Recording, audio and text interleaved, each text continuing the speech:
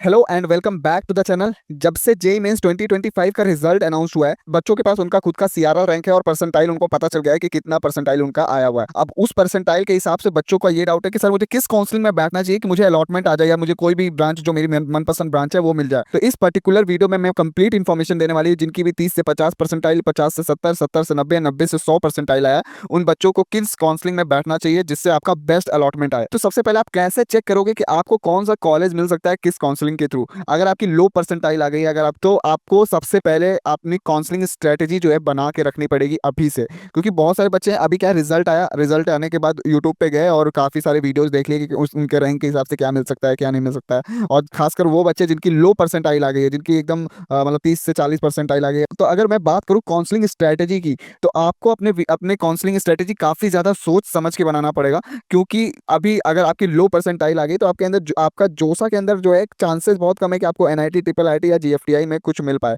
But आपके लिए game changer हो सकता है सीसैप। सीसैप काउंसलिंग नोट करके रख लो। अगर आपकी लो परसेंटाइल आई है तो सबसे बेस्ट है सीसैप काउंसलिंग में जरूर ट्राई करना। और जिनकी 90 से 100 के बीच में परसेंटाइल बन गया वो जोसा जरूर ट्राई करना। यानी कि 90 से 100 के बीच वाले जो बच्चे हैं ये जोसा के लिए बैठे हैं, और जिनकी भी 30, 50, 60, 80 जिनकी ये परसेंटाइल बन गई है वो जरूर सीसैप काउंसलिंग में पार्टिसिपेट करें, उनके लिए बेस्ट होगा। दूसरा सवाल ये आता है कि सर आपकी 2 लाख 3 लाख रैंक आने पे भी क्या आपको एनआईटी मिल सकता है? बिल्कुल हाँ, आपको लो परसेंटाइल या लो हाई रैंक आने पे भी आपको एनआईटी के अंदर एडमिशन मिल जाता है। कुछ सर्टेन स्पेशल रिलैक्सेशन क्राइटेरिया होता है, वो अगर आप फुलफिल कर रहे हो तो आपको लो परसेंटाइल में भी एनआईटी के अंदर एडमिशन मिल जाता है। जैसे कि आपका होम स्टेट, अगर आपका होम स्टेट के अंदर एनआईटी है और होम स्टेट कोटा लग रहा है, तो आपके चांसेस है कि 5 लाख 6 लाख रैंक पे भी आपको एनआईटी में कोई ना कोई ब्रांच आपको मिल जाए। प्लस आपका कैटेगरी का बेनिफिट आपको मिलेगा, प्लस सीट अवेलेबिलिटी। मोस्टली बच्चे जोसा में पार्टिसिपेट करते हैं और बहुत कम बच्चे होते हैं जो स्पॉट राउंड जो होता है सीसैप उसमें काउंसलिंग में पार्टिसिपेट करते हैं। तो सीट अवेलेबिलिटी होने के बाद काउंसलिंग के टाइम पे आपको सीसैप काउंसलिंग में देखना है कि सीट अवेलेबल है कि नहीं एनआईटी के अंदर आपके होम स्टेट और कैटेगरी की। तो आपको हाई रैंक पे भी आपको एनआईटी, ट्रिपल आईटी मिल जाती है। अगर बात करें काउंसलिंग्स की तो लगभग नेशनल और स्टेट लेवल पे काउंसलिंग्स होती हैं। अगर नेशनल लेवल पे काउंसलिंग की बात करें तो जोसा यहाँ पे नेशनल लेवल की काउंसलिंग है, सेंट्रलाइज्ड काउंसलिंग अथॉरिटी होती है। जोसा के अंदर IIT, NIT, IST, triple IT और गवर्नमेंट फंडेड टेक्निकल इंस्टीट्यूट जो है पार्टिसिपेट करती हैं। जो वैकेंट सीटें रह जाती हैं,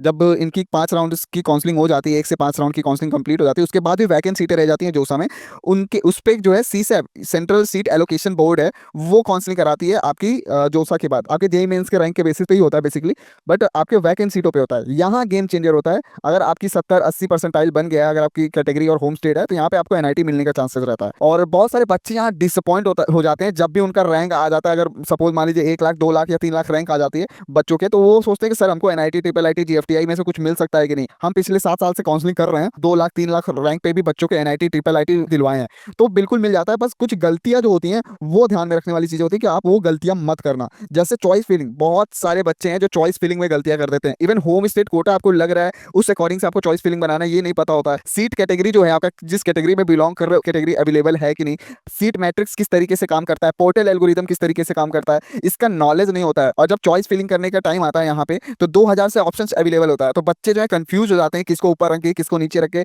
ऑर्डर सेट सही से नहीं बना पाते हैं, जिसकी वजह से रिजल्ट ये निकलता है कि उनको कोई अलॉटमेंट नहीं आता है काउंसलिंग के अंदर, और काउंसलिंग से वो बाहर हो जाते हैं या डॉक्यूमेंट वेरिफिकेशन में बाहर हो जाता है। तो इस चीज को ध्यान में रखते हुए हम लेकर आए हैं एक्सपर्ट काउंसलिंग प्रोग्राम 2025, जिसके अंदर हमारे एक्सपर्ट आपके प्रोफाइल की डिटेल एनालिसिस करते हैं, आपके रैंक, कैटेगरी और होम स्टेट के बेसिस पे। एक्सपर्ट ये भी चेक करते हैं तो क्या आपके रैंक, कैटेगरी या होम स्टेट के बेसिस पे आपको होम स्टेट रिलैक्सेशन मिल रहा है कि नहीं। अगर होम स्टेट रिलैक्सेशन मिल रहा है तो क्या आपको एनआईटी, ट्रिपल आईटी मिल सकता है कि नहीं।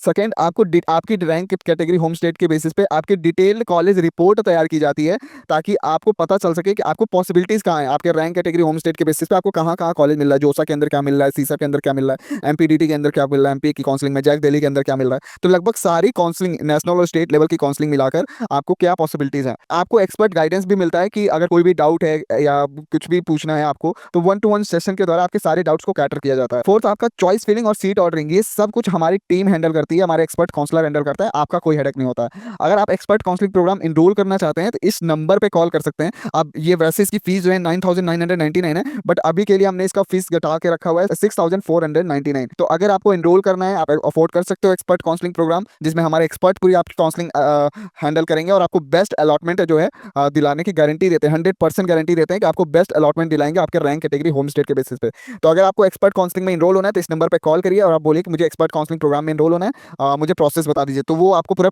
प्रॉपर गाइडेंस दे देंगे और आपको इनरोल करा देंगे एक्सपर्ट काउंसलिंग प्रोग्राम में और आपका काउंसलिंग स्टार्ट हो जाएगा।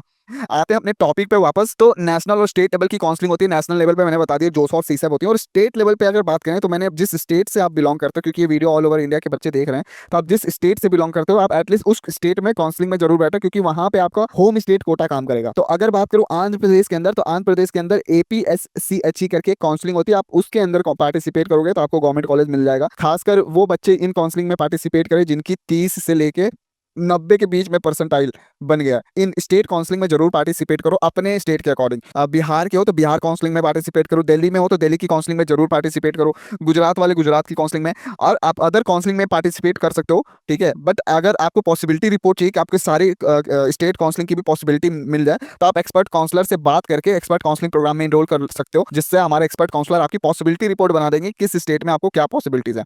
तो आप देख सकते हो स्क्रीन पे कि मैंने सारे काउंसलिंग के यहाँ पे नाम लिखे हुए हैं। दिल्ली के अंदर आपकी जैक दिल्ली के नाम से काउंसलिंग होती है, गुजरात के अंदर ACPC करके काउंसलिंग होती है, हरियाणा के अंदर HSTEC काउंसलिंग होती है, हिमाचल के अंदर HPTU नाम की काउंसलिंग होती है। इस PDF का लिंक मैं डिस्क्रिप्शन में दे दूंगा। आप यहाँ पे वेबसाइट भी मैंने मेंशन कर रखा है, इस पर क्लिक करोगे तो आप वेबसाइट विजिट कर सकते हो। झारखंड के अंदर जो है आपका JCE-CEB करके काउंसलिंग होती है, और कर्नाटक के अंदर KEA ये नाम की काउंसलिंग होती है। केरला के अंदर CEE केरला काउंसलिंग करवाती है, केरला स्टेट बोर्ड। MP के अंदर MPDT नाम से काउंसलिंग होती है, ये इसकी वेबसाइट, आप विजिट करके इन्फॉर्मेशन ले सकते हो।